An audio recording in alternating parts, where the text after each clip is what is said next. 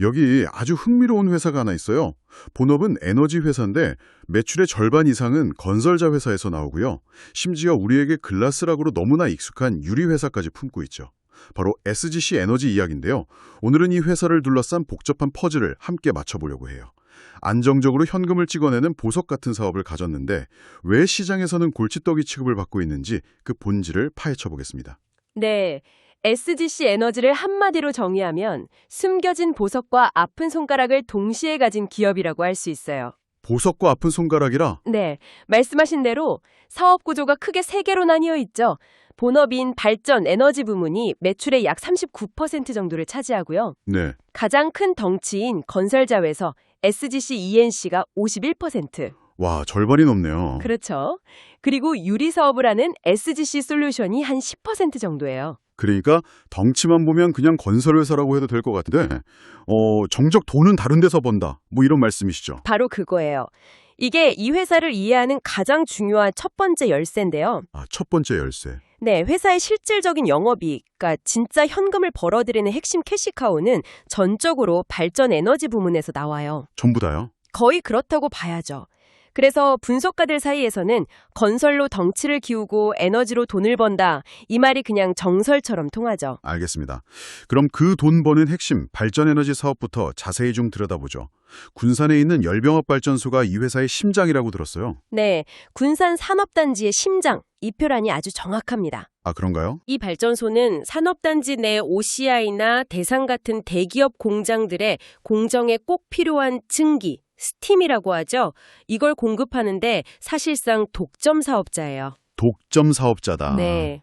공장을 돌리려면 이 증기는 무조건 있어야 하거든요. 그렇죠. 필수제네요. 맞습니다. 그래서 경기 변동이랑 거의 상관없이 매달 따박따박 현금이 들어오는 아주 강력한 경제적 해자, 모트를 가지고 있는 거죠. 그런데 증기만 파는 게 아니잖아요. 제가 자료를 보니까 REC라는 걸로도 돈을 꽤 번다고 하던데요. 아, 네네, IC. 이게 정확히 뭔가요? 어떻게 그냥 전기를 파는 것보다 이게 더 알짜 사업이 될 수 있는 거죠? 아주 좋은 질문이에요. 일단 열병합 발전소는 열이랑 전기를 동시에 생산해서 원가 경쟁력이 뛰어나요. 네. 여기서 만든 전기는 전력거래소에 팔고요. 진짜 중요한 수익원이 바로 말씀하신 신재생에너지 공급인증서, REC예요. 네, REC. 이걸 쉽게 비유하자면요.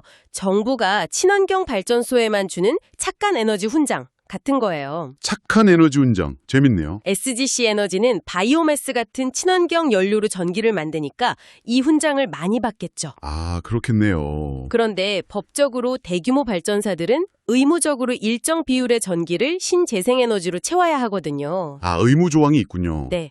근데 직접 친환경 발전소를 짓기 힘든 회사들은 시장에서 이 착한 에너지 훈장, 즉 REC를 사서 할당량을 채워야만 해요. 아하, 그럼 이걸 팔아서 돈을 버는 거군요. 그렇죠. 이 훈장을 팔아서 버는 돈이 영업이익의 상당 부분을 차지할 만큼 수요가 보장된 알짜 사업을 하고 있는 셈이죠. 와, 착한 에너지 훈장이라니.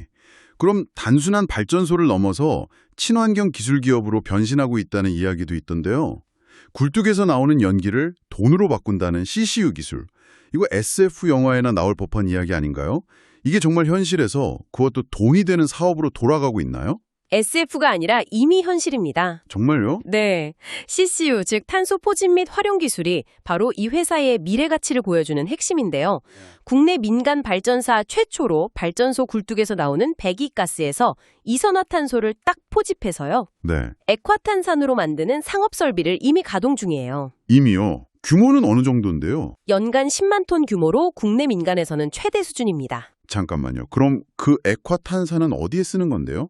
굴뚝 연기로 만든 걸 누가 사가요? 쓰임새가 정말 다양해요.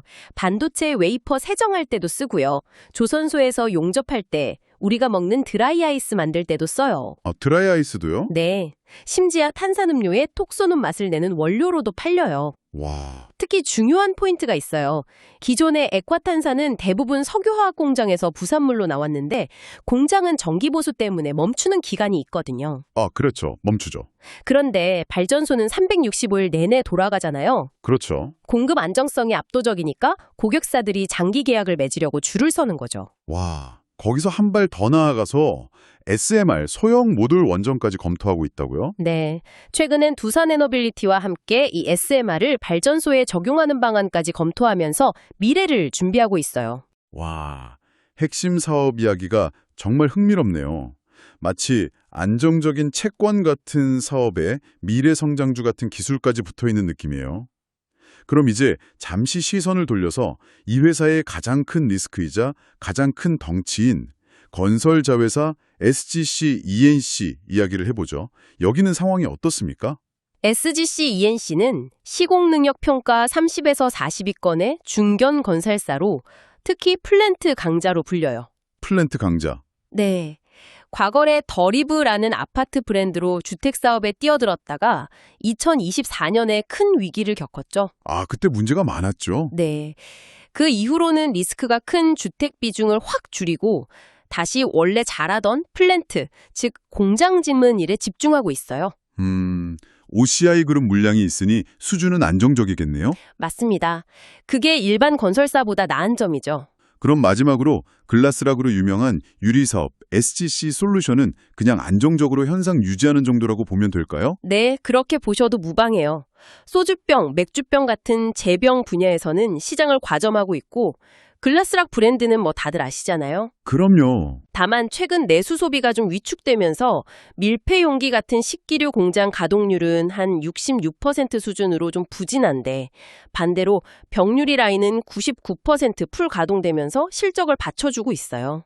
자, 그럼 이제 가장 중요한 숫자들을 들여다볼 시간인데요. 이 회사의 핵심 사업이 이렇게 탄탄하게 들리는데 왜 주가는 역사적 저점 수준에 머물러 있는지 궁금하거든요. 2025년 실적을 보니 언뜻 보기에도 충격적이던데요.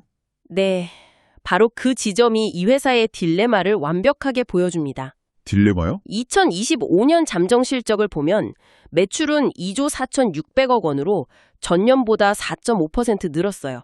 덩치는 커졌죠. 네, 외형은 성장했네요. 그런데 영업이익이 958억 원으로 정확히 반토막이 났고요.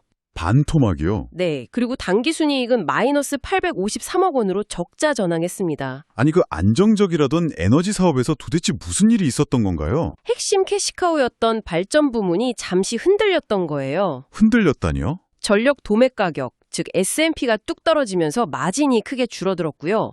여기에 설상가상으로 4분기에 전기차 관련 프로젝트가 취소되는 등 약 600억 원에 달하는 대규모 일회성 비용까지 떠안게 된 거죠. 아, 일회성 비용이 컸군요. 네, 바로 이 순간 모두가 건설자 회사의 재무 상태가 얼마나 취약한지를 똑똑히 보게 된 거예요.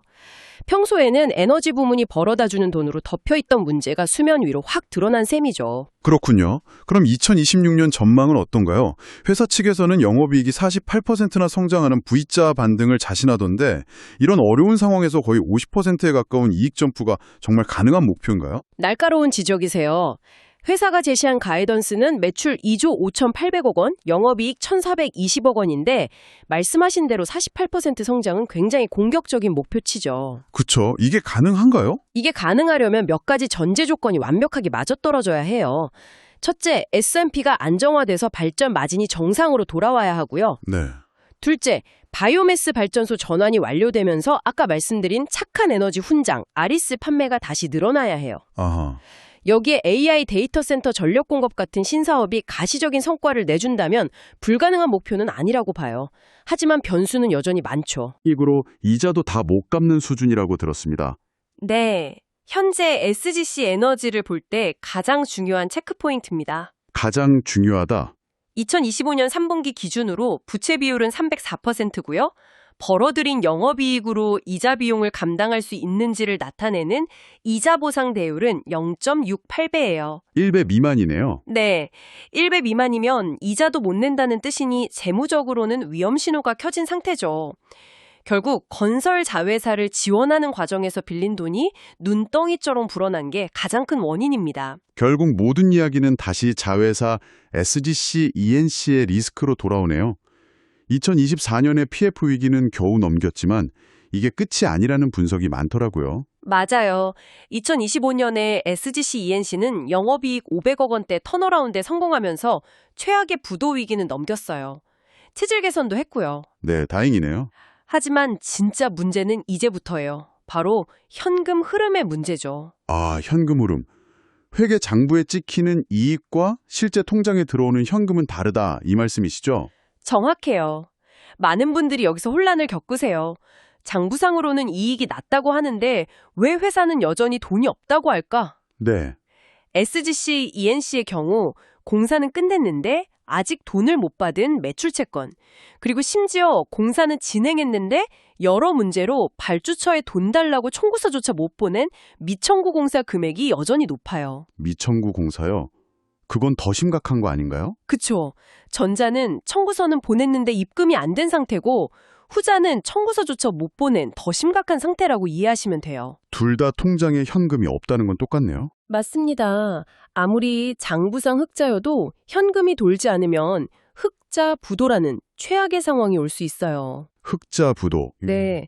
당신이 이 회사에 관심이 있다면 다른 어떤 지표보다 재무제표의 영업활동 현금 흐름이 플러스로 돌아섰는지를 가장 먼저 확인해야 합니다. 정말 중요한 포인트네요. 그럼 이 최대 리스크인 현금 흐름 문제가 해결된다는 가정하에 현재 주가는 매력적인 구간이라고 볼 수 있을까요? 뭐 PBR이니 PER이니 하는 지표들이 너무 낮아서 이건 뭔가 문제가 있으니 이렇게 싼 거 아니야? 하는 생각이 들거든요. 네, 그 지표들이 지금 시장의 불안감을 그대로 보여주고 있는 거죠. 현재 SGC 에너지의 PBR은 0.4배, PER은 4배 미만인데 이건 주가에 폭탄 세일 탁지가 붙어있는 수준이에요. 폭탄 세일이라. 그럼 다른 비슷한 회사들과 비교하면 어느 정도 수준인가요? GS ENR이나 LX 인터내셔널처럼 발전, 건설, 자원 사업을 같이 하는 기업들과 비교해보면요. PER, PBR 모두 가장 낮은 수준이에요. 제일 싸다는 거죠. 가장 싼데 그런데 아이러니하게도 예상 배당 수익률은 6%대로 가장 높아요. 싸면서 배당은 많이 준다. 네. 최근 연기금과 외국인들이 동시에 주식을 사들이는 이유가 바로 여기에 있어요. 건설 리스크만 사라지면 이보다 싼 주식은 없다는 판단이 깔린 거죠. 아, 그래서 기관이랑 외국인이 들어오는 거군요. 그렇죠. 증권가에서는 회사가 정상화될 경우 적정 주가를 39,000원 수준까지 보고 있습니다. 이야기를 종합해보면 SGC 에너지는 마치 한쪽 발에 무거운 족쇄를 친 거인 같네요. 건설이라는 족쇄가 풀리기만을 기다리는 에너지라는 거인이요. 최고의 요약이네요. 지금 SGC 에너지를 둘러싼 모든 리스크와 기대감은 딱 한 문장으로 정리돼요. 한 문장이요? 장부자로 돌아서던 건설 자회사가 과연 실제 현금을 엄마 회사에 가져다 줄 수 있는가? 이 질문에 대한 답이 나오는 순간 시장의 평가는 180도 달라질 겁니다. 결국 이 기업의 주가는 회계장부상의 이익이라는 숫자가 아니라 현금 흐름표상의 현금이라는 실체가 증명하는 순간 재평가받게 되겠군요. 그 시간차를 어떻게 판단하고 기회로 삼을지는 이제 이 분석을 듣고 있는 당신의 몫으로 남겨두겠습니다.